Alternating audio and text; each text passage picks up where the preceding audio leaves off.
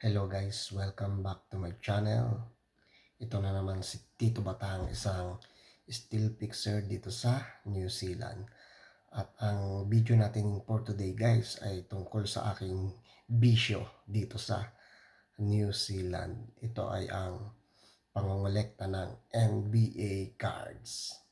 So, i-share ko sa inyo guys ang aking 20 pieces na NBA cards. So, eto guys ang aking 20 pieces na NBA cards. I-share ko sa inyo kung sino-sino nga ba ang aking mga benteng collection. Itong cards na ito guys ay nabili ko sa isang New Zealander dito na collector din.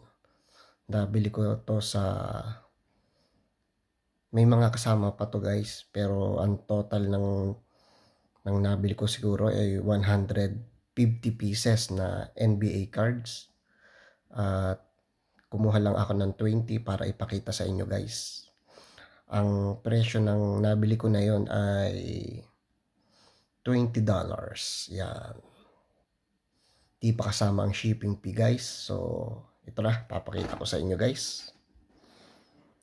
Ang favorite player ko, si DeMar DeRozan.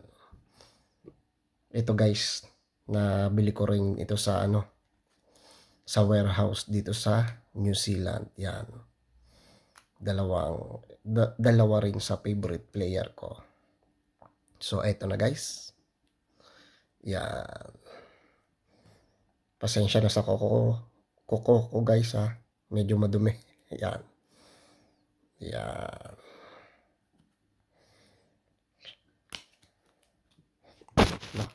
Natumba.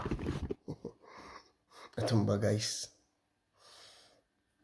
Yan. 4, 5, 6, 7, 8, 9, 10,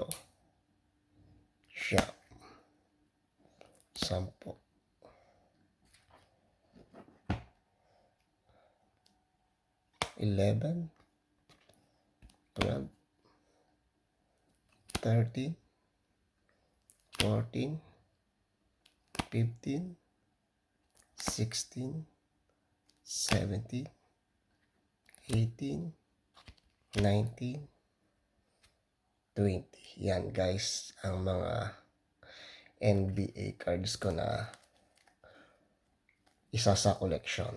20 pieces guys. Yan. Meron pang part 2 ito guys. At si DeMar DeRozan. Yan. Sana suportahan nyo ang aking video guys.